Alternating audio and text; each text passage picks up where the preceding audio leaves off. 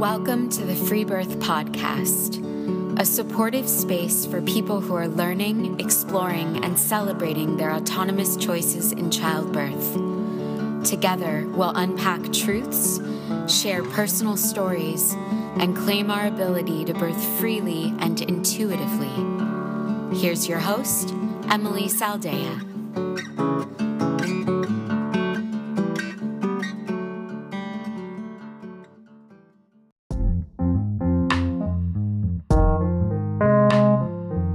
An expat from America, Nicole moved to Mexico to live a more simple and nature-based life. After witnessing an unassisted birth of a family member, she knew that this was also the path for her. Nicole went on to birth her 3 sons over the last 4 years at home with the support of her friends and family. Nicole recently free-birthed her 3rd child and tells us the stories of all 3. We get into birth culture, privilege, and how Nicole navigated trust in her body and her babies after her firstborn was born with a limb abnormality.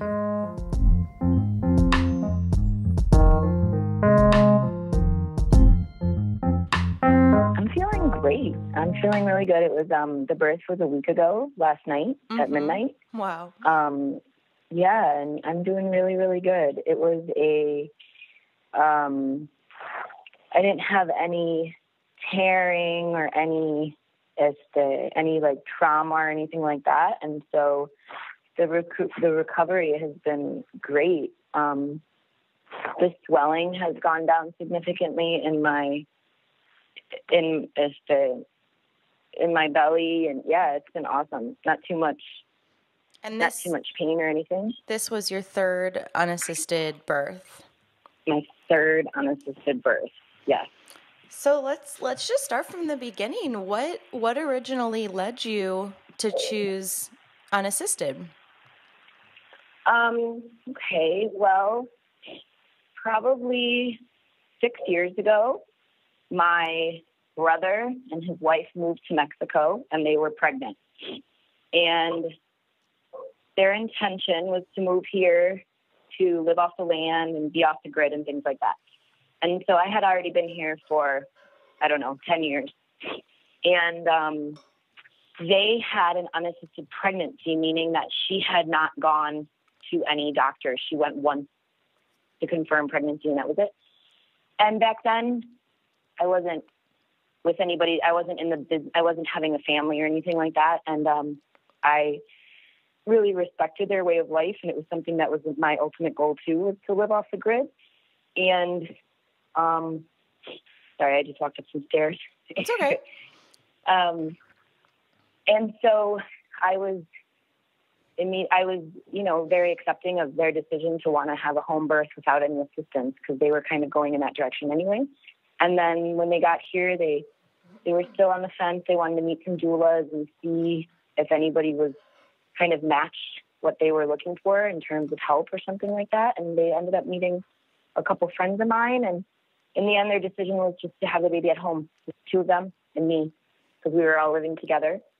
And that was my first exposure to that. I had never heard of that or met anybody. I had one friend that had a baby, but she had an emergency C-section back then, and I wasn't really exposed to any of that.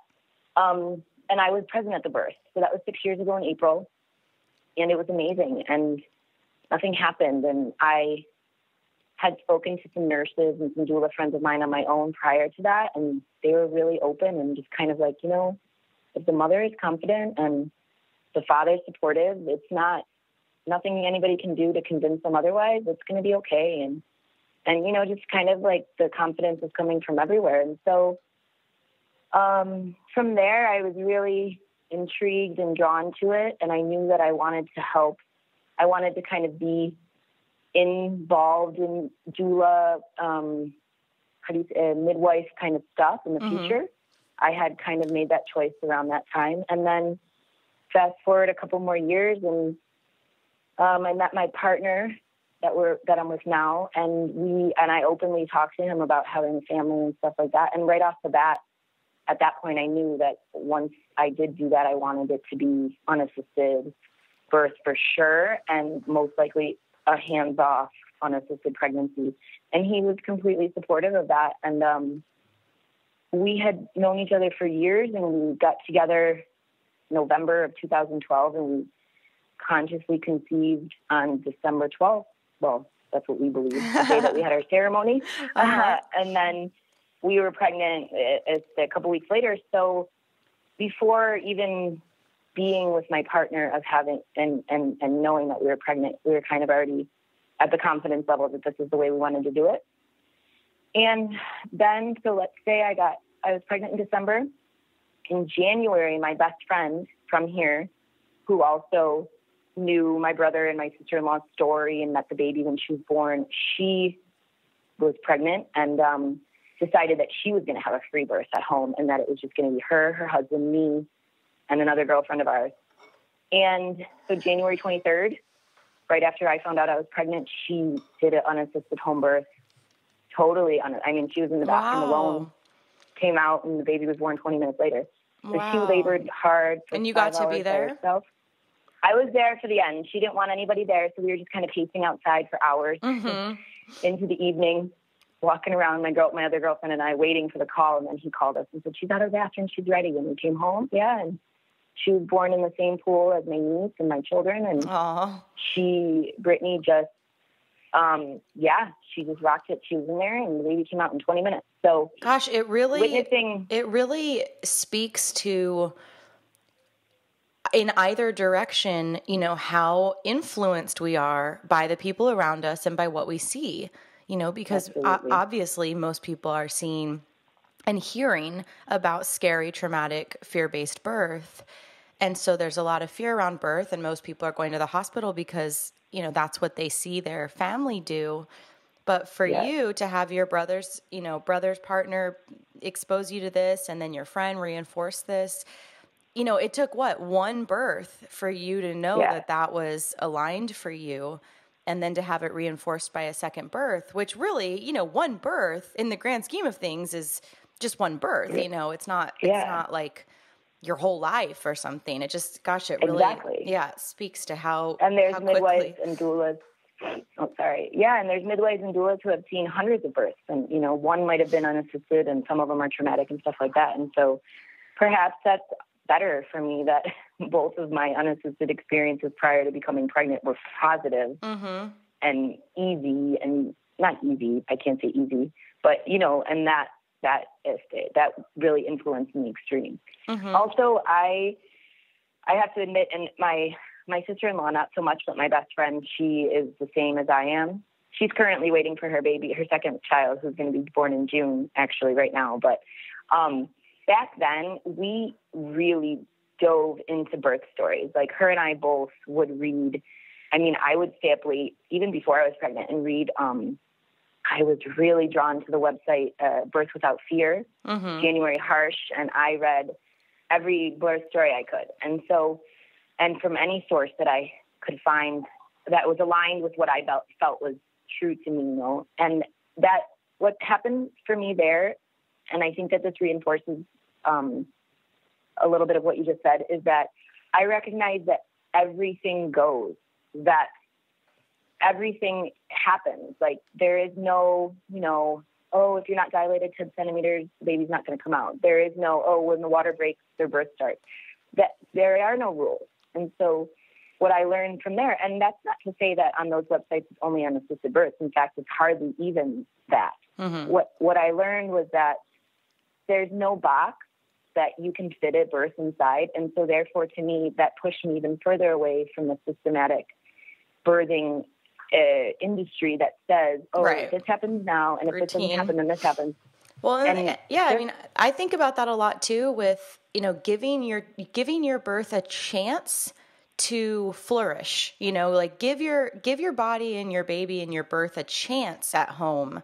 And if something feels off or something feels wrong, or, you get a weird feeling or something doesn't feel right, well, then go get help, but the chances that are going to that's going to happen is so slim.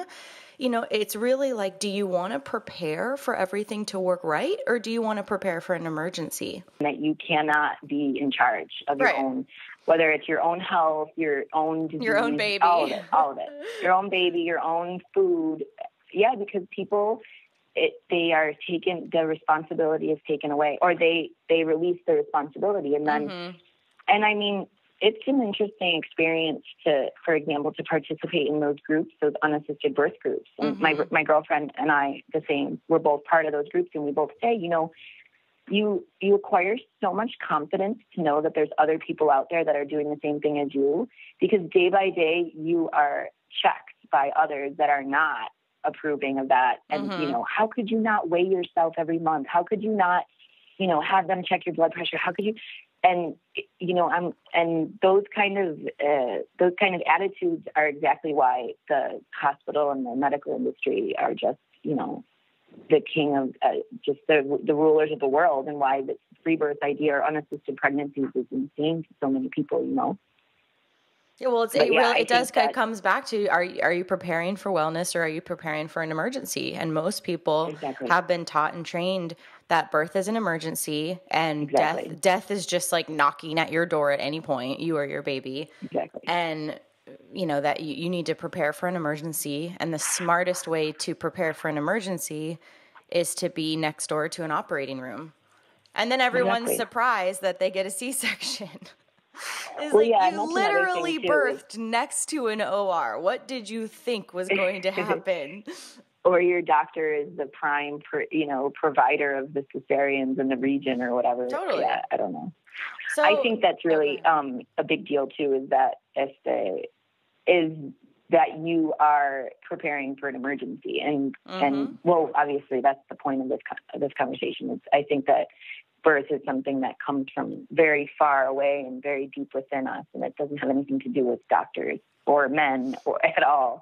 But regardless. Well, and I guess the thought process for people who don't understand this are like, they can't wrap their head around how you can prepare for it to work, and that doesn't mean you're going to ignore if something's up. The women I've birthed with who have minimal assistance or interventions, it very rarely has occurred. But I've been to some births where they just kind of like, you can feel it in the room. There's kind of like, something's not clicking, and it doesn't even mean that we're getting heart tones or that any like physical thing has presented. But I've had a couple births over the decade that people have been like, something doesn't feel right. We should, let's go in. Or I just feel like I'm supposed to be in the hospital. And, usually those handful of births where someone's done that, something did wind up presenting where it did make sense for them to be there. But the point is that the thing I've never forgotten is that if you're quiet and if you're given the space and if you're, willing to tune in, it speaks to you. And I also believe now, after this time, which I believed before, but it was more resonated for me right now, I don't know, it really has a lot to do with the capacity to understand pain and what pain bodies mean to you and how you can manage and I'm using quotation marks to say pain, because so much about it is how long you can go and how painful it is. And I imagine it's relative. Every woman is different. Every birth is different. But that's a big thing too, is that automatically it's like, it's going to be so painful if I don't have an epidural, or what if it's going on for 5 hours? It's going to be so painful. And it's really about rolling, kind of that bizarro fine line between pain and pleasure, or not pleasure, but just kind of the capacity to be able to do that. And for me, something that helped me with that way back in the beginning was the book, the course, Birth as We Know It, Birthing from Within. Birthing from Within. Because she talks a lot about small things, like, being able to hold an ice cube for 20 minutes or whatever. And I think that has a lot to do with being able to go to do it by yourself, because so many women just go right back to that, like, but it hurts, and all I remember is the pain, et cetera, et cetera. And that's a big part of our society too, is, pain medication and hiding from it and kind of pushing it away and pushing it back. And trying to ignore it and run from correlation between pain is suffering, Exactly. and obviously the whole medical paradigm is set up to treat it as such. I can't tell you how many hospital births I've been to where they're like all looking at her with this like, oh, honey, you don't need to suffer. You don't need this. You know, we can save you, Exactly. So versus the like warrior that's like, pain is my friend, and that you totally like ally with it. And that's where, it's only a slight tilt from pleasure to pain, extreme pleasure and extreme pain. Like it's really a slight tilt. And like you said, it's primarily mental. Exactly. Oh, I dropped you. There you are. And birth is one of those things that like, it's inarguable because the spectrum is so wide. Women can say it's the worst pain of their life, and women can say it was the most, orgasmic, empowering, incredible experience of their life. I mean, I haven't met many women who don't say they didn't work their asses off.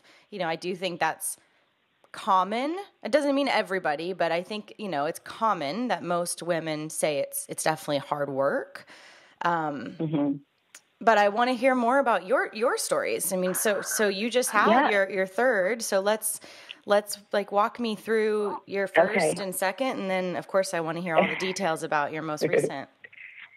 Okay. Well, when Kiowa, my first son, was born August 28th, 2013, and so he was my first, and I had no idea what was going on. The plan was that we lived in a town called Puerto Vallarta down here in Mexico, which is right smack in the middle of the town. And my brother and sister-in-law lived far out, about an hour away on the ranch. And the idea was that they would come if they were able to make it. And my girlfriend, who is currently pregnant, my unassisted birth sister, she lived down the street. So she was going to come over, and that was my team. And then we had a friend of ours who is a doctor, OBGYN kind of partero, which is like a midwife man version. And he was going to be on call in case something happened or and we had spoke, and he had been over to the house. So in the morning I woke up around 7:30 and I felt weird. I felt like I was uncomfortable all night. I kind of had to poop all night long. I didn't feel like I could rest anymore. And so his due date was about a week later. And I got up early, I was walking around and I was trying to stretch and it just didn't feel like regular. And so I told my husband, I said, I think today's the day. And he said, like now? And I was like, yeah, I don't know. I think so. So he gets up and makes coffee and we have to, our main job in these births is to pump up the birth pool and fill it with water because we have a birth tub in a bag or something it's called, so in a box.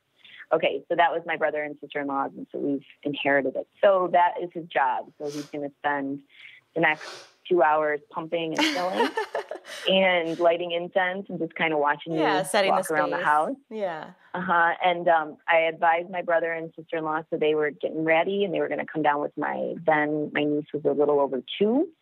And I told my girlfriend on the road. So she came over with her 7-month-old baby and brought me some fruit and stuff. And basically from 7:30 until about 10:30 a.m., I was just kind of feeling the rushes and trying to stretch out and lay on the bed, and that didn't feel good. And then hang on my countertop and go on my floor on all fours. I just was trying to feel comfortable. And then I said, I think I need to get in the water. I'm feeling kind of impossible. I can't stand by myself. I need to go in the water. And our thing between him and I was that don't let me go in the water too early because my sister-in-law was in the birth pool for about 10 hours. And that sounded like my worst nightmare. And so he agreed. I'm not going to let you go in too early. But this time I said, I got to get in now. I was desperate. And he said, okay. And at that point, my brother and sister-in-law had not yet arrived. My girlfriend was just preparing me some fruit and some cocoa water. And anyway, so I go in around 10:30 and Kiowa was born at 11:23. Wow. a.m. So I was in the water for about an hour. Quick. Yeah, it was pretty quick. But in theory, what I realized over the years and what I learned is that I probably had contractions throughout the night or rushes, whatever you want to call them, but I was just not aware. And so perhaps my active labor had been going on for a few more hours than I imagined. That's the best, though. That's how you do it right there. You just ignore it, and it shortens your labor by so much. Yeah, and so he came out, and the thing is with Kiowa, we had gone to a a doctor, and we had 3 ultrasounds, 3 or 4, I can't remember. So with Kiowa, when he was born, his eyes were opened. He was breathing well. The cord wasn't around his neck. At the time that he came out, my girlfriend and the baby were there, my husband and I, and that was it. And my brother and his family showed up within minutes because I was still sitting in the pool with the baby in my arms, the cord attached, all that, reeling. And so they showed up. I mean, they weren't on time, per se for the, his exit, but they were right there when it was needed. And from there, I said, is it a boy or a girl?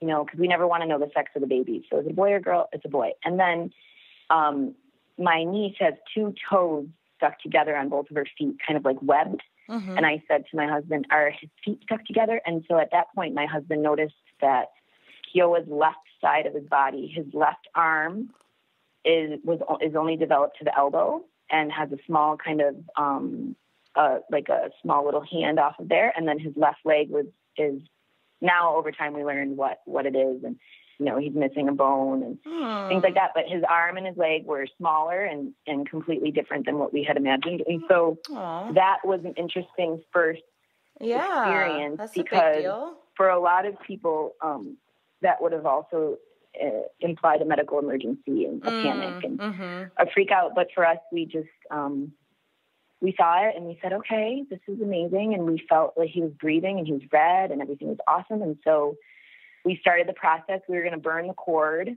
After a little while, it felt short. I couldn't really get out of the water. The torch didn't work. I feel like we did it with scissors, which was great. We tied it off on the ends. We had seen a lot of YouTube videos. And then we called my friend and we said, this is, Kiowa, our baby looks like this. Can you come over and check me out, check him out? He came and he's like, he is so healthy. This is just a physical thing. He explained to us really basic what he felt it was. And then he weighed us. I needed stitches. Yes, my first birth, I got 5 stitches. And that doctor could help you? And at my house, on my bed, he came and checked me out and said, you're pretty torn. Do you want it? And at that point I said, I don't know. Yeah, sure. Yeah, and then so my girlfriend helped him. She was the nurse and he did it. And Daddy was holding the baby skin to skin. And then it took about an hour for the placenta to come out. I think it ended up coming out while I was in the shower. And then from there, a whole nother journey of, telling the family and learning about Kiowa's condition and all that kind of stuff. But that's a whole nother. Yeah. I was going to ask, I guess this is kind of a stupid question, but the ultrasounds. No, it's not a stupid question. The ultrasounds didn't pick anything up? Well, yes, actually. My husband reviewed the disc that they gave us that night, and you can see his arm very clearly. Mm-hmm. In retrospect, we believe that the doctor, he learned who we were, kind of just saw that we weren't interested in knowing the sex and that kind of the birth plan that we told him. And we feel like he took the higher road in a way and didn't tell us about it, knowing that the baby was healthy. A lot of people reacted really angrily and negative about that decision he took. But for us as a family, we really believe that was the best for us. Well, that's interesting because, right? Like what else, what are you going to do? Worry the rest of your pregnancy? Like what is it? And I it is what it is. Who were told that their baby had hip dysplasia inside in utero, and they were, horribly traumatized. Or somebody's son was born with only a couple bones in his foot, and they were. So for us, it was perfect, and we believe that. And since then, it's been an amazing challenge as a family because both of us are really kind of hands off in terms of the medical industry, but here we had to kind of participate in some orthopedic and specialists and things like that. And my son is an outpatient at the Shriners Hospital in Mexico City, and he's had some prosthetics and things like that, very non-invasive treatments and stuff like that. But it's been an ironic challenge because we kind of have to open ourselves up on the other and be accepting of what the medical industry can or will provide. So been an interesting dynamic. But in the end, he's incredible, and he's strong, he runs and jumps. He is an amazing little guy. So, and he's going to be 4 this summer. But yeah, what happens is, I think for us, at least for me personally, I believe a lot of people probably looked at, I don't know how to say this, looked at us from an outsider's point of view. And I believe that a lot of people probably either A, would be scared to have another child, and B, would have taken that as a medical emergency and therefore assume that another birth in the same style might not be appropriate, or, oh, now you need to get genetic testing on your second baby, or all of these things that people again associate with fear. It's a limited way of thinking, for sure, because like you said, I mean, you guys were ready to love and accept your baby, and even if you had known, there's nothing you can do when they're in utero, and it's actually a very kind of it's like a midwife trick that if a baby comes out with some sort of physical issue, clubbed feet or whatever it is, that or cleft palate or whatever. Yeah, that's harder to hide, but I've read a lot of stories that like let's say if it's clubbed feet, the midwife will cover up the feet in the blanket and not bring it to the parent's attention right away. And so that they can have all their bonding, and as they're falling in love, the parents can discover this, unique part of their baby, versus it being this like, oh my God, look at this thing, and making it, but they can actually discover it as they're falling in love with their little one. Yeah.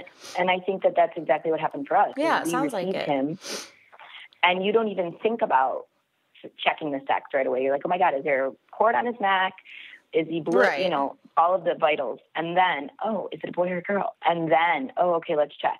So for us, that's exactly what it was. And immediately we knew that he was a star child, and this is how he came to us. And we called him for us, it was just aligned, and it was perfect. And at no point did we ever say, oh my God, in the future, our children, because we knew Kiowa this is who he is. I don't know. And that again might feel like people might look at that as being irresponsible, and how could you do that? But needless to say, our 2 sons, none of them have anything with their bones or their arms or legs like Kiowa. And as we believed, he's an individual. And right. So yeah. So how did that? Yes, I think going to your next pregnancy, like, did you have to battle with some nervousness there, or was it pretty easy to just separate it? And yeah, I feel like it was seriously, we really, this might, again, borderline, maybe people believe is irresponsible or just blind faith, is that we really believed that Kiowa was as Kiowa is for that, not genetic or, we looked into our cast. We didn't do genetic testing, but like, oh, my parents, do we have any family members that have something like this, or his family and things like that. But in terms of like, as like, oh, I need to get tested and stuff like that. No, it never crossed our minds. And I think where we stood in those days is, if something does happen, then again, that is we made our son in the same way that we made Kyo. And this is what, this is who this person is. And it's like your family's karma, or every person, right. Is going to come in with their own, set of things to navigate and identify with, and with their lessons to learn. And absolutely. Yeah. And in the beginning, as a new parent, that was a big test. And it continues to be a test as he learned how to walk, and he learns how to do things. But it's like rightfully so. And I don't know. And so, So what was your second? That first one. Tell me about your second birth. Our second guy was, all of the boys are almost 2 years to the day apart. So, found out I was pregnant when Keel was a little over a year and a half, a little bit less than a year and a half. And then, he was born, my second son's name is Tayari, and Tayari was born in July. And so Keel would have been 2 the following month. Again, same, we got less. I had less ultrasounds. I decided not to go back with that doctor. I think I had 3. I went with, ironically, a woman who was slightly aligned with humanized birthing in the area. She had been in a couple conferences about peaceful birth and things like that. And so I thought, oh, she would be great. In the end, I have really high standards about stuff like that, I guess. She was right off the bat really kind of pushing me to do some blood work and things like this, where the other guy was not like that. He was a very old man. He was very old fashioned. He didn't even really do any physical exams. So the second time around, she was really wanting me to do these kind of, like standardized things that for her, she required in order to follow through with my coverage or service or whatever.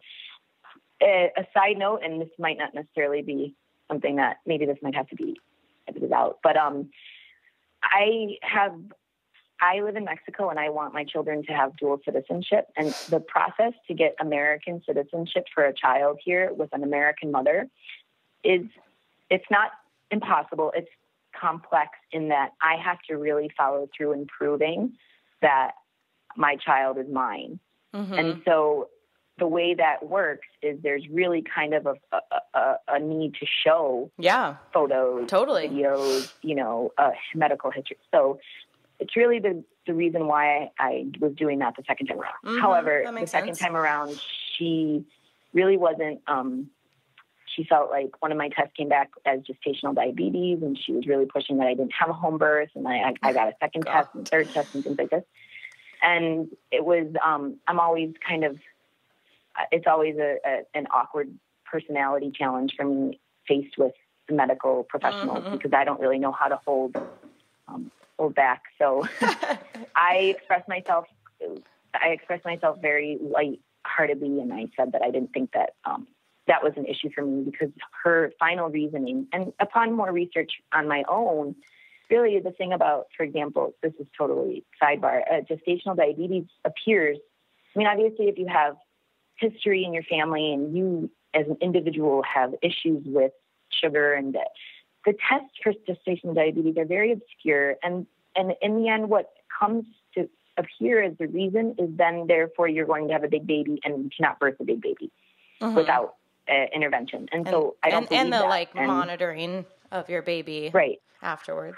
And so I didn't believe that. And at this point, the pregnancy was, I think I was 7.5 months when she was telling me these things. And I just kind of wrote her off. And so, and I didn't need to go back because I had already gotten everything I needed to get what I needed and, later on down the line in the bureaucratic world. So from there, I just made the choice. I said, okay, I got to wipe this clear out of my head. And back then I think I was telling my mom about it, and she was researching, and she was in the U.S. She was still living up there in the U.S. And she like, oh my God, this stuff is so old fashioned. It doesn't even make sense. Don't worry. Don't let it get in your head. And so I cleared that out, and we just went forward with our plan. Was that we're going to have the baby at home the same way. My girlfriend's going to come. My brother's going to be there. So fast forward, it's July 1st-ish. My baby was due July 30th. And my mother-in-law is visiting for my husband's birthday, which is July 6th. So she's going to be here for a week. And my mother-in-law is a great woman in terms of she's been present at some home births. She gave birth to twins when she was 18. She breastfed the kids till she was 3. She was kind of more on those lines. And anyway, she was in town, and I woke up on the morning of July 10th again early.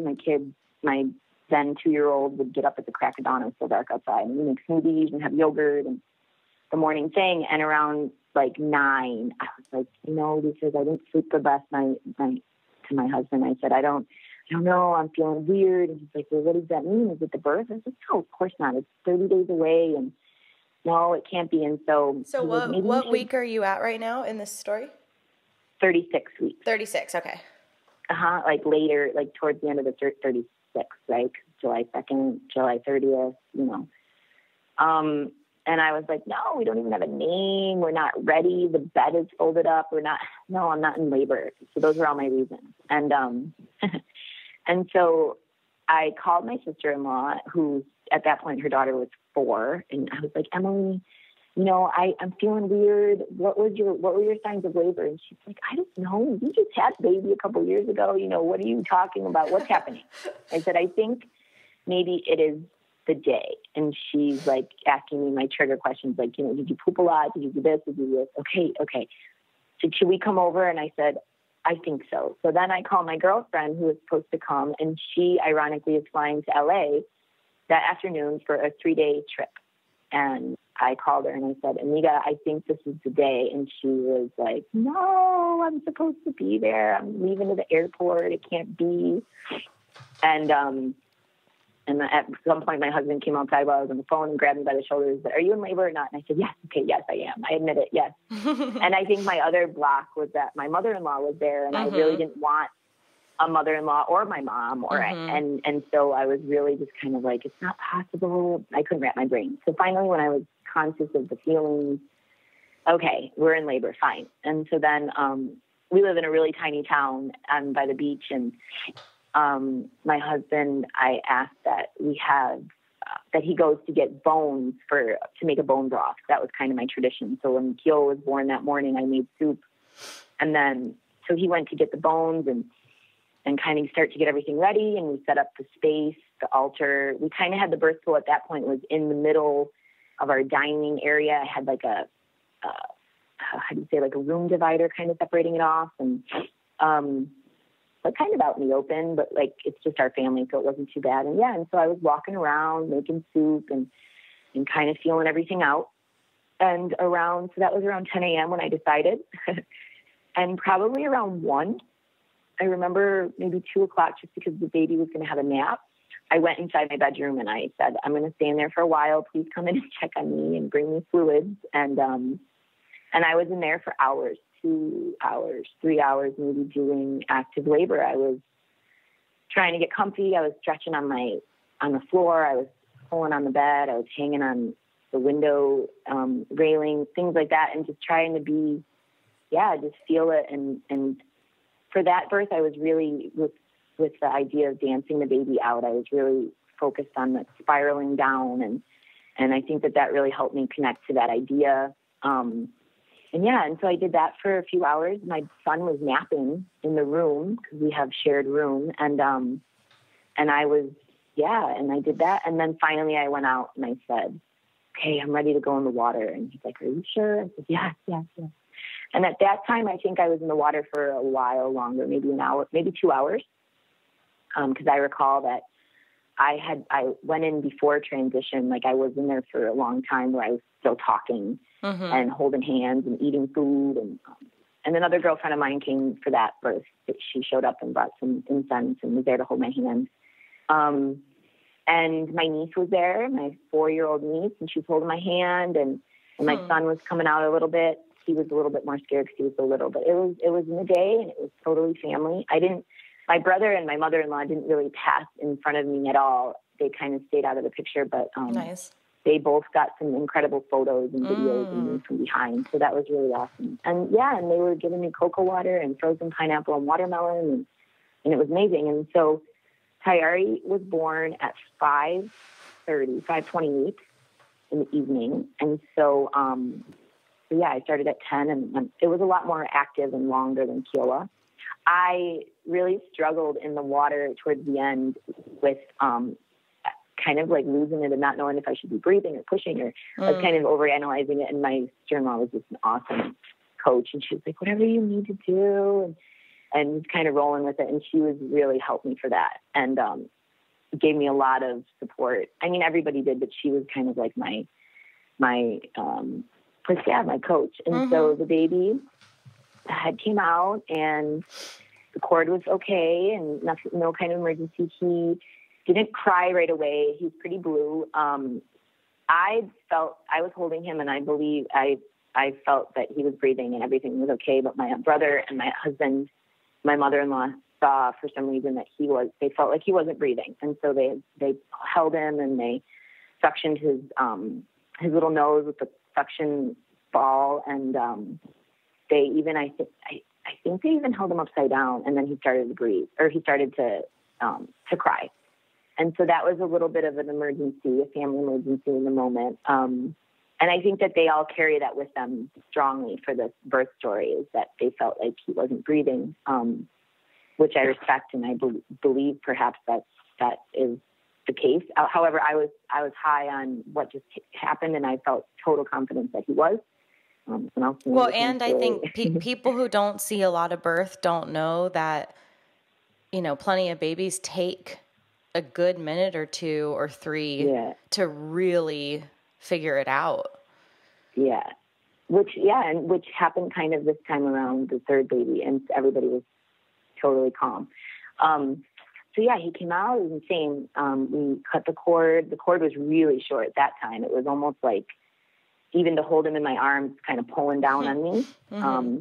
And so I said, let's just wait a minute until it changes, and then we'll do this. And so we cut the cord probably within, probably before an hour, because my placenta came out pretty fast. As soon as I stood up, it shot out.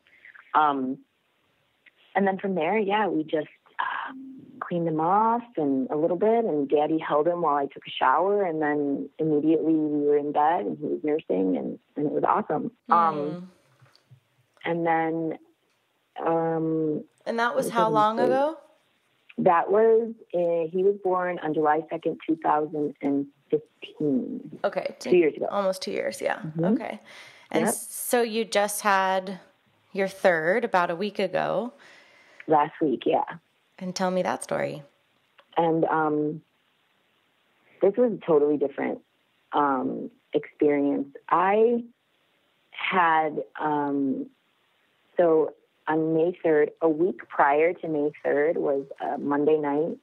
May 3rd was a Wednesday, so Tuesday, Wednesday. So a week prior to that, I started to say that I was going to go in labor. I really believed that I was going into labor about a week prior, and I just started to feel a lot of pressure on my lower belly and changes in my body in terms just of it felt like there was no more room. But what I was talking about too is that perhaps it was the feel of being 9 months pregnant, whereas my birth prior to that, I was only 8 months pregnant. Mm-hmm. And I was like, maybe this is just being really pregnant so for about a week, I was like, oh no, this is the day. And then there was a couple of days during that week before the birth that my husband had some really long work commitments and was going to be gone either overnight or for 12 hours or something. And so I was like, okay, I can have the baby tonight, but I can't have the baby on Wednesday because nobody's going to be here to help me. And then we had visitors come the Friday prior, and they left Tuesday afternoon, the day that I started labor. So that block of 4 days from Saturday morning until Tuesday, I was even kind of like, okay, Jesus Christ, I hope I don't go into labor. These guys are here. My husband's working every day. So I'm just kind of writing it out. I had even prepared the birth space, like the altar, and we cleaned the pool and got things ready a week before because I was so sure. And I told my brother, I was like, this might be it. And so anyways, everybody was kind of on their toes, and they were like, but your due date isn't until May 17th or May 15th. No, it was May 7th, May 15th. I can't remember. And so everybody was kind of like, are you sure? I said, I don't really know. So anyway, Tuesday, our guests leave at 1:00 p.m. and we have lunch. And right after lunch around 4:00, I said, oh my God, I really believe this is it. Today's the day. Because I had woken up and I felt really heavy and tired, but I automatically felt nauseous and like I had to go to the bathroom. And it was just an intense wave, and I never get nauseous. And so these signs, and I said, oh baby, today's the day. I don't know if it's in 12 hours or in 2, but today it's it. And he's like, really? Yeah, okay, let's do it. Okay. So we put the pool up where it's going to go, and I tell my brother, and I probably called them around 5 and told them. And they live really close now. They're only 5 minutes away. So they said, okay, let's figure out a plan. Our daughter's on a play date, and I'll call you in an hour to see how you feel and what the deal is. And I said, okay. And my girlfriend now, she lives still all the way in Puerto Vallarta. She's 7 months pregnant. She has a 4-year-old, and we wanted her to be here. And so the idea was that I was going to let her know, but, if it was going to be a sleepover or the timing. So I told her, I said, I don't know what you need to do. I don't know if it's going to come in the morning or tonight or what, but you are more than welcome to come spend the night. So everybody got here around 8:39. We were putting our kids to bed. We did the regular bath and put everybody to bed. And I had been laboring a little bit. I say laboring, but like I was sitting outside in the grass with the kids playing and stuff, but I was really feeling it down there. I was kind of laying on my side. I had to talk really quiet. I couldn't discipline them, and just because it was just intense, but not intense enough to a point where I couldn't be in the same room as anybody. So it wasn't really changing. It wasn't like, oh shit, every 45 minutes I'm feeling this push or something like that. So for me, I clearly I don't really know how to gauge whether they're contractions or not from my past experiences. So I said, yeah, here we are, guys. Everybody's here. When I told my husband around 4 that I felt like that was happening, he rushed to the butcher and got the bones and started making the soup. And I said, okay, that's it. Now we're this is the real deal for us, because that's kind of our sign. And so, and so around 9 o'clock, 9:30, everybody showed up. And at 10, I came upstairs with my girlfriend and we sat outside and we had a Corona and we're sitting in the chairs, and I'm kind of making this cringing and saying, oh, wait, it's really intense. Hold on, in the middle of our conversation. And finally she said, let me time, because you've been doing it more often. Let's see how often it is. And it was 6 minutes apart. And I was just sitting in the chair, and she's like, okay, I think I'm going to go to sleep, see what happens, and just wake me up. She's right outside. And my brother and sister-in-law had fallen asleep downstairs. Just wake me up if something happens. Okay, I don't know. Okay. So my husband had been working on, while we were outside, he was filling up the pool, and he said, the waters, we're going to start filling it up just in case something goes down. So 11 o'clock, she went to sleep, and I came in the room where I was going to have the birth alone. My husband was busy taking care of the water and incense and just kind of doing his thing. And it had gotten a lot more intense. I started timing. It was like 3 minutes, 4, 6, 3, kind of going faster. I couldn't get comfortable. I had been really comfortable sitting on the hard chair, but once I came in the room, my position was really standing up and pushing up against the wall, the hard wall, which was weird because last time I really wanted the bed and to be on all fours, and this time I just was like almost kind of leaning to the wall and bending my knees and trying. That was the position that was working for me. And so my husband came in at one point, probably around 11:30, and said, and asked me, "Are you leaving? Like, are you going to the other, to the other place? Like, are you drifting off yet?" And I said, "No, I don't think so." But my eyes, I kept closing my eyes, and he said, "I think you are." Okay. And I didn't feel like that was the end. But it got intense really fast. So there was one rush contraction that I was like, oh, wow, that felt different. It's time. I have to get in the water. He's like, but it's not full. It's okay. I gotta go. Immediately, I was like almost going to throw myself over the edge of the pool. The pool that we have is almost chest high to get in. So probably belly high because it's so inflated. And so you kind of should step onto something, but I kind of flopped myself inside the water. And he said, should I wake everybody up? I said, yeah, okay, sure. Still not thinking that it was time. I still felt like I had a while to go. I felt kind of guilty having everybody wake up because I didn't know what was going to happen. And then I was in transition, absolutely, for sure, in those couple minutes that I was in the water. And there's this thing that a really dear friend of mine who is a mama of 4, she's a doula for life. She told me years ago, before I ever had a baby, she said, my true sign of that the head is coming out, and this is the guaranteed, I promise you, is right before the head comes out, you feel like a watermelon is going to come out of your bum. Yeah. And back then I said, what the hell? That is so gross. What do you mean? And that is my go-to. That is when I know that it's happening. And so I'm in the water for 10 or 15 minutes, and not even, I think 10 minutes. And everybody comes in. They look like they just woke up. And I said, oh my God, the watermelon is coming out. Emily, the head. And I was facing the wall so nobody could see the front of my body. And that was it. And right before I said that, the sack, there was a big pop, and the sack, the water or whatever came, and it was dark. So I was like, is that blood? Is it poop? What?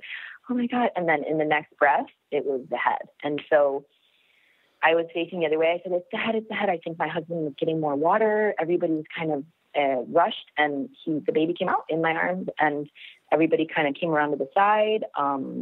Very quickly, I checked his cord. No, I held him up, and he was pretty blue, kind of even purpley, but I could feel him breathing, and he didn't cry, but he kind of made some sounds. And then within moments, my husband and my brother were going to do the nose suction, but my girlfriend said, he doesn't need it. And at that point he started to make sounds, and he was very, he got color right away. We kept the cord on for a while, I think like over an hour. And I got out after a little while. I was completely sitting up. I was fine. Talking, they were teasing that I was just like talking and hanging out. And then, and from there, we just did kind of preparations until probably 2:00 in the morning. Everybody went back to sleep. It took a long time for the placenta to come out. I was kind of getting edgy just because I wanted it to be over. And so I have the babies out, the cord's done. And with everyone hanging out and talking, it kind of... But they're, we're all kind of intimate. My sister-in-law and my girlfriend have been up there fighting so many times that it's just like sitting with my legs open over a pot in the shower waiting for it to come out. And that is how it came out, I think, was I was on my floor sitting on like a big pot, and it came out like that, and it was in perfect shape. It's crazy. It's a beautiful, perfect tree, which my placentas had kind of coming out. One was broken. The other one was just enormous. You couldn't even see what it was, but this time it came out beautiful. And then after that, we, 2:00 in the morning, the baby nursed right away, and everything was great. And the next day, the kids came up, and all excited, and it's been really cool. Yeah. Yeah, I remember getting a Facebook message from you being like, I'm so freaking high right now. Yeah, see? Oh, you see? I probably wrote it the next day. Yeah. And I was writing because I told friends at 11, because my girlfriends are like witches all around the world, all around the country, and they're lighting candles when I tell them, and they're doing whatever their own thing is. And so at 2:00 in the morning, I was born. Oh, and the other thing is the baby was born at 12:12. And I said, no, you're lying. And all of them checked their watches, and 12:12, that's exactly the time the Ted came out. And so for us, that's just a really powerful thing, because that was when we did our marriage ceremony, and we're really drawn to a lot of things that have to do with that. And beautiful. So yeah. And 3 sons. Wow. Yeah. And there we are. Exactly. Wow. And he doesn't have a name yet. His name is coming to us. We're almost there. People can't handle that either. But our second son took 9 days until we named him. People can't handle anything. You think that your people would be used to this by now?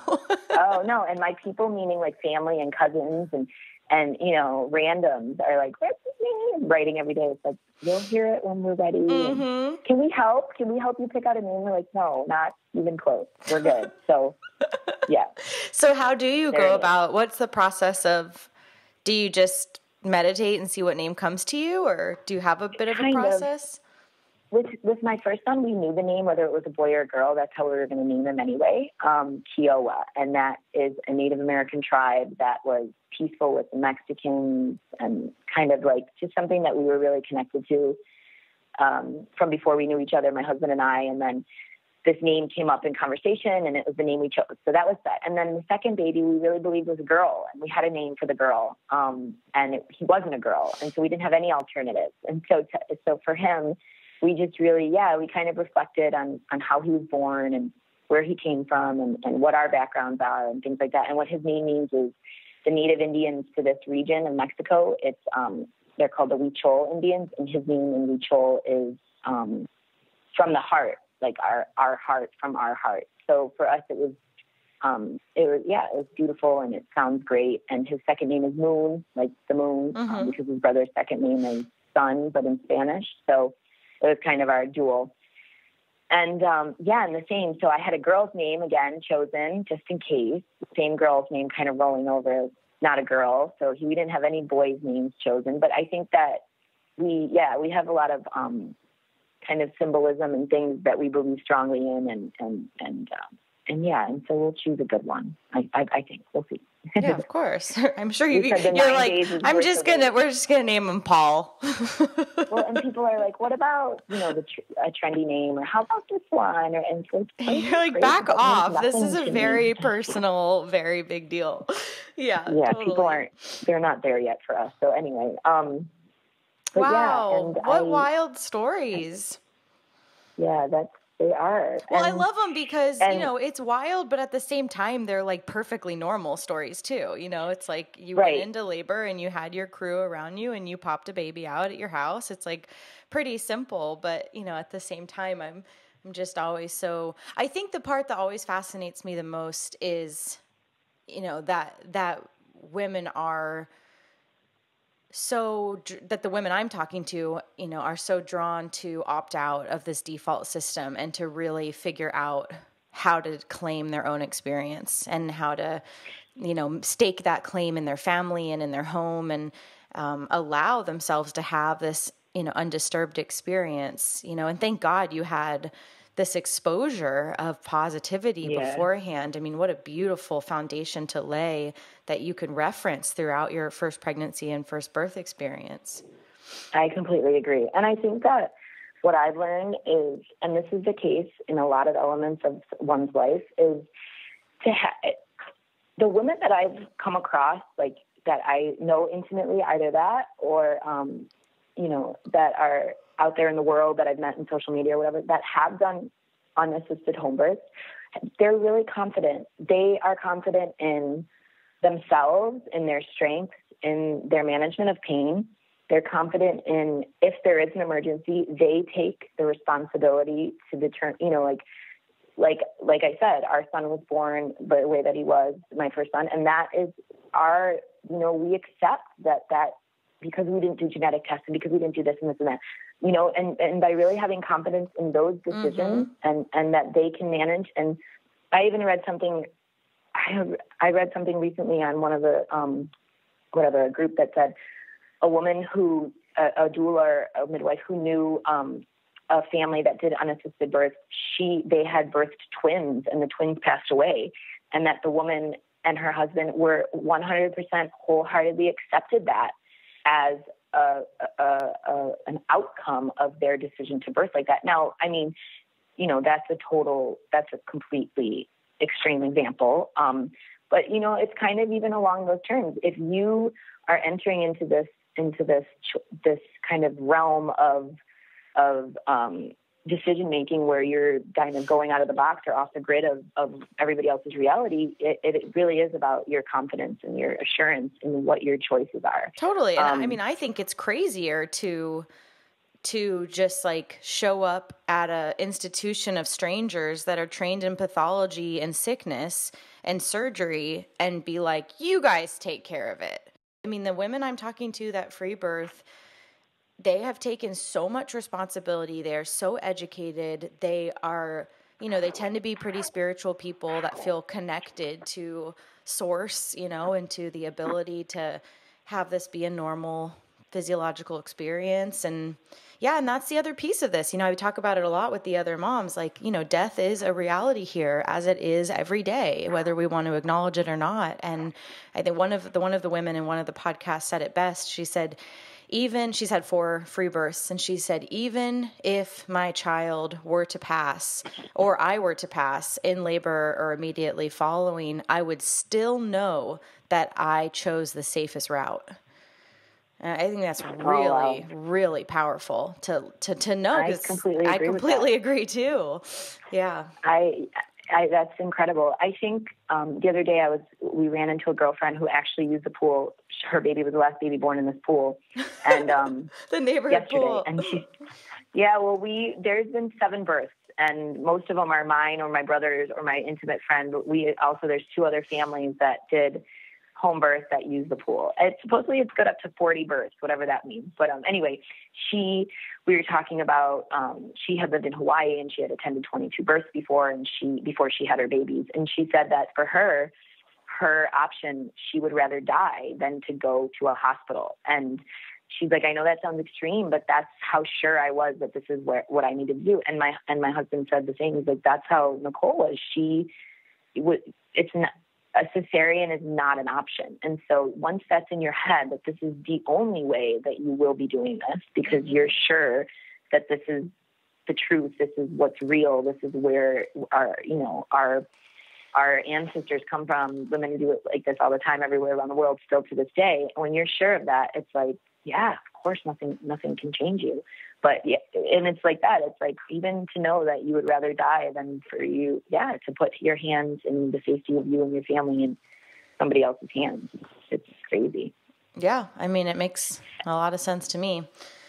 Yeah. And then the other side to this that gets, I think, very confronting for a lot of people is, we're saying this from a space of privilege. We can't ignore that. We have the privilege to opt out of available medical care, and that's wonderful that we have that option, and of course we know that there are women around the world who do die from lack of access, and that sucks. That's not okay. That's a huge problem. Right. And of course, but I hear when I hear people complain about free birth, they say stuff like, how could you choose this when other women are forced to free birth, or when other women, don't have, access to this? And it's like, well, yeah, I'm not basing my decisions on somebody else's lack of access. I do have the access, but I'm also healthy, and that's a paradigm that I just don't want to be a part of. And it's neither here nor there. Yeah. But a lot of people try to make that comparison. See, I have a serious problem with that, though, and that's where I feel like my voice and my girlfriend's voice and my sister-in-law's voice are so unique in a way, not just ours, but women that live in different countries outside of the United States. Mm-hmm. Because so there's this kind of epidemic in the mountains of Chiapas and Oaxaca and places where there's large indigenous groups of women, of infant mortality rates. And now it's not because these women are giving birth at home without doctors. It's because their tradition of midwifery has been displaced and or skipped a generation. And somewhere along the line in the last 3 decades, the medical industry has been introduced. So these women are, young and no longer exposed to the art and the profession of midwifery. And so they're left thinking that the medical industry is their way. And because they have not been given the medicinal teas and all of the amazing things that women are given during pregnancy and birth by midwifery practices, and they're not exposed to those types of magic anymore. They're only exposed to doctors. But then what happens is it's time for them to give birth. They have no knowledge. They are far away from the hospital or the clinic that they're supposed to be going to, or they are close to one that won't accept them because they don't have medical insurance, et cetera, et cetera. Mm-hmm. So the idea that, women are dying because they're not exposed to that. I mean, sure, maybe that's the case. Well, I mean, it's like I remember reading stories in Half the Sky about, women who live in rural villages who have obstructed labor, and, they would have to somehow, and fistulas. And I mean, those are real things that happen for sure, and apparently fistulas are the number one cause of female death in Africa. I think that's what that book said. I think so, yeah. So, but that's a multifaceted situation, because it's rural living. It's never having, it's maybe malnutrition. I don't pretend to totally understand it, but it's not any, one. No, it's not a lie, answer. And it's not just somebody exaggerating. However, what I also know in a lot of those regions, again, is that they're really trying to bring back the practice of midwives and female, herbal, or I'm trying to say things in English and they're coming out to me in Spanish. I'm sorry. Herbolaria, like the practice of herbs and things that will make the mother strong during pregnancy. And, there's a lot of movements of reinventing and kind of reintroducing midwives in those communities all around the world, because they are the ones who should be the professionals, right? Mm-hmm. Because they're not exposed to the hospitals and the medical doctors. They don't have that access. So if you have no access to that and you have no access to information of traditional practices, and in that case, when you say privilege, I completely believe and respect that. I have access to the knowledge or the information. Exactly. Privilege right? is beyond just like being able to go to the hospital, but yeah, exactly. Right, because it's having access to the another internet thing I and, think, and books and a community that supports it and tons of stuff. Right.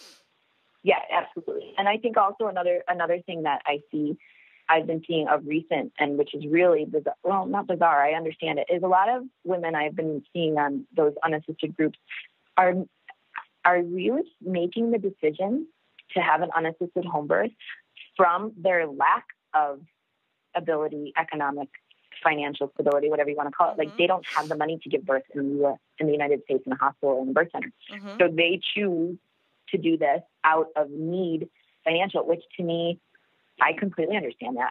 We kind of have been along that edge too, like, well, we don't have, $5,000 to give birth in a hospital. But that's not the root of my choice. And Mm-hmm. where I think what happens there is perhaps, like what you're saying, is when women make the choice out of the need for that, then they're not connecting with their confidence, and it's a little bit more diluted, their assurance in their decision. They're like, well, I don't have any other choice, so I have to give birth at home without anybody helping me. Mm-hmm. And that's kind of that's kind of a negative, slightly crazy thing, just because perhaps it works, but a lot of times I think that leads to more doubt and more kind of unfortunate situations, just because they don't have the knowledge that they necessarily need. But yeah, I think privilege is an interesting discussion.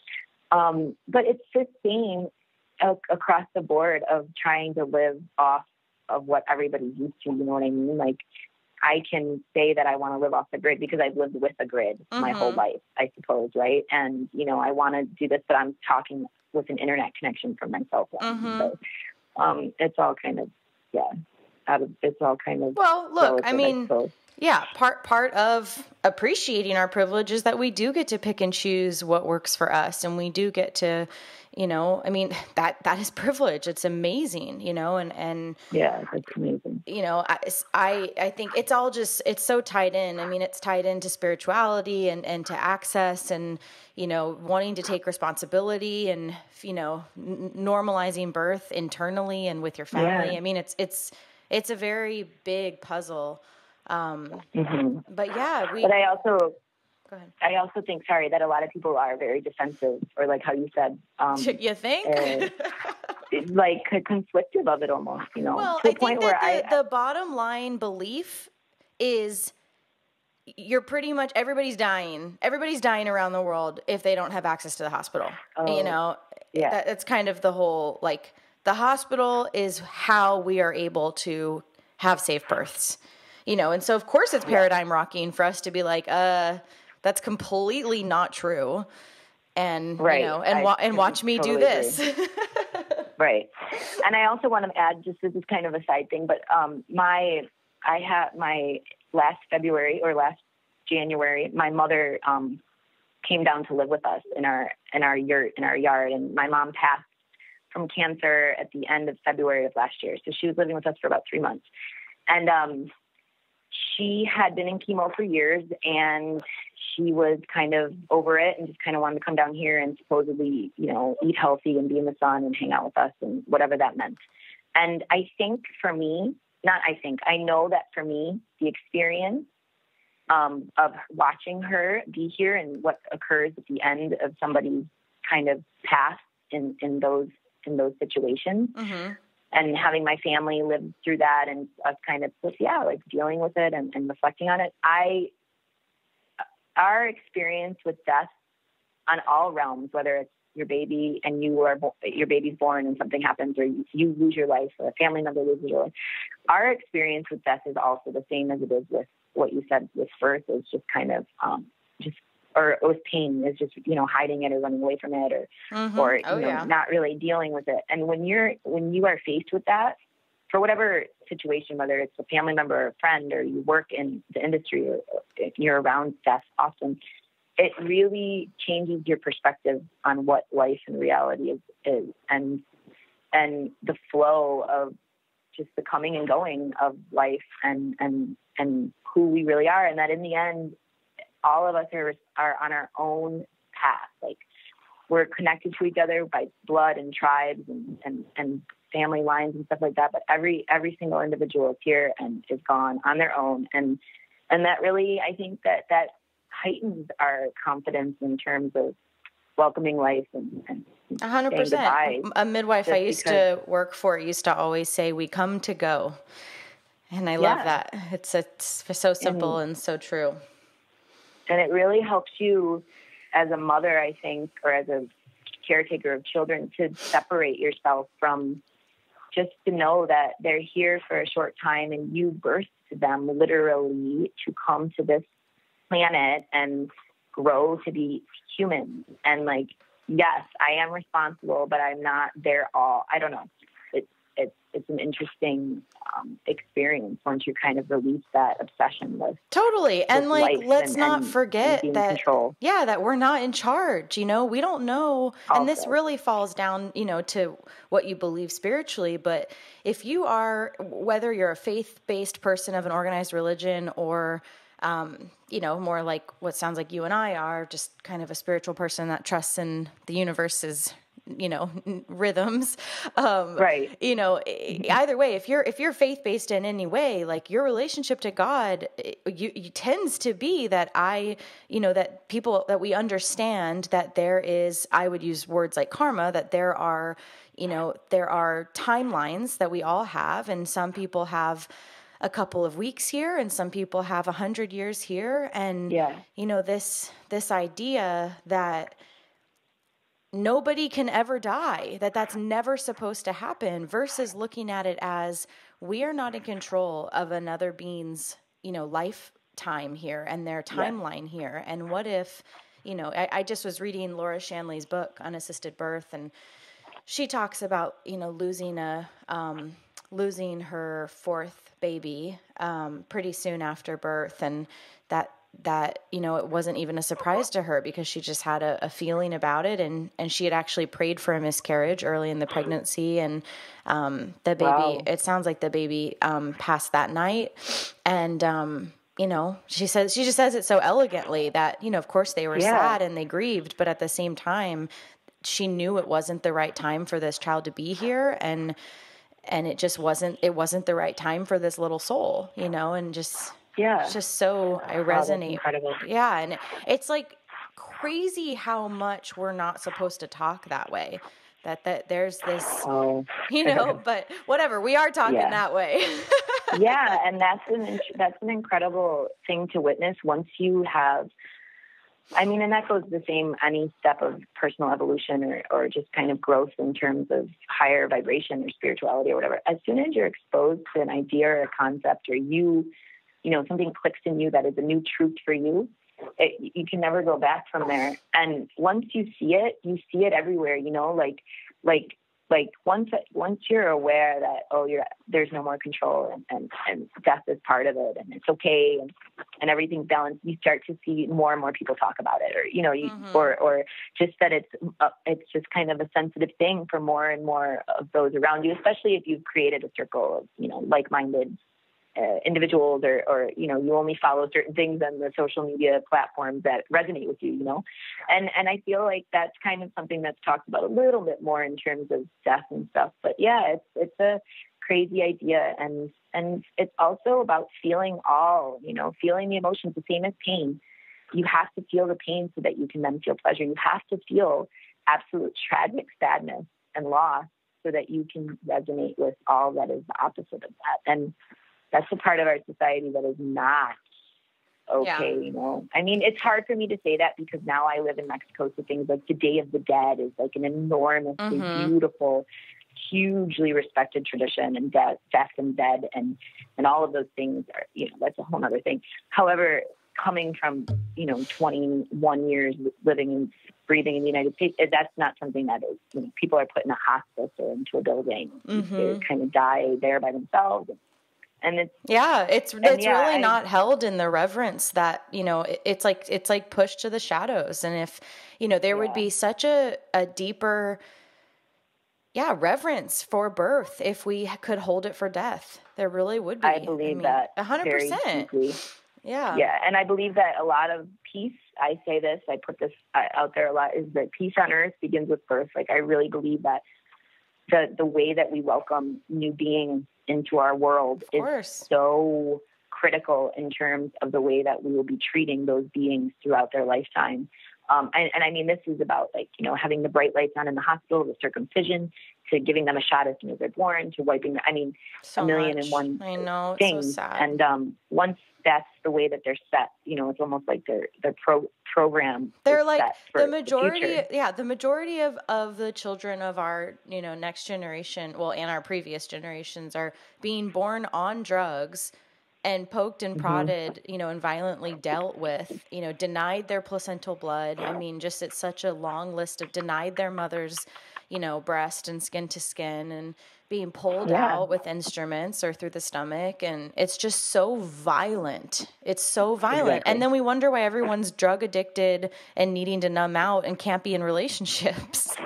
Exactly. It's like, hello. Or they want to be soldiers, and it just goes all the way up and to the end.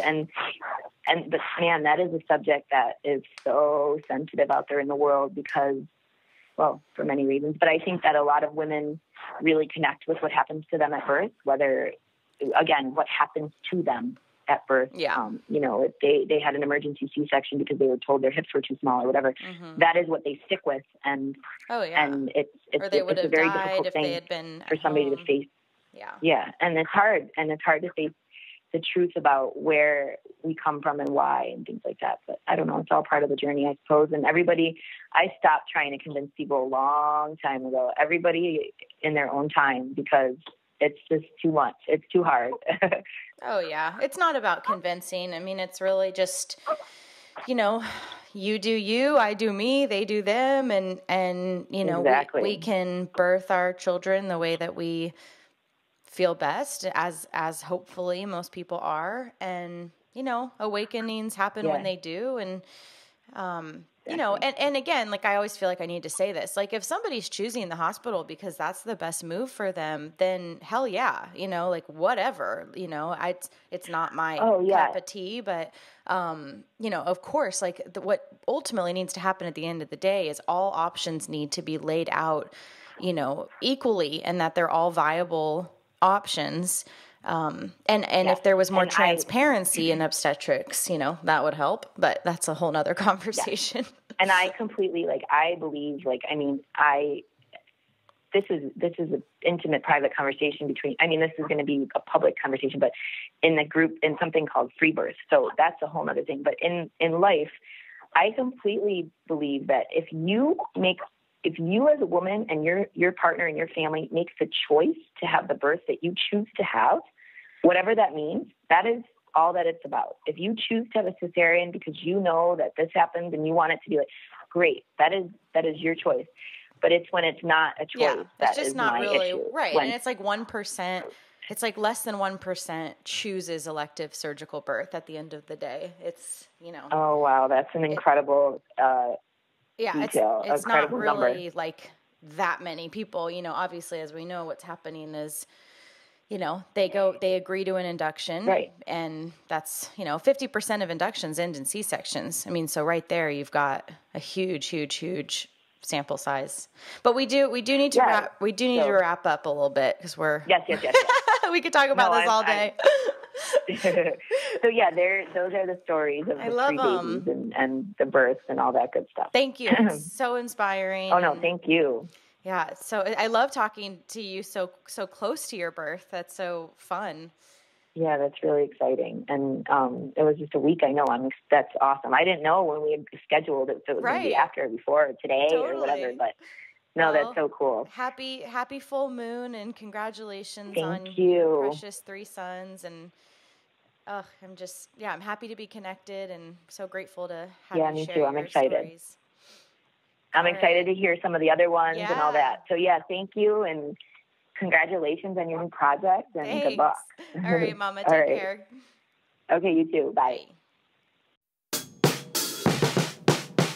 That's it for today, everyone. Join us next week for another episode of the Free Birth Podcast. Thanks for joining us, and remember, your body, your choice. Lots of love.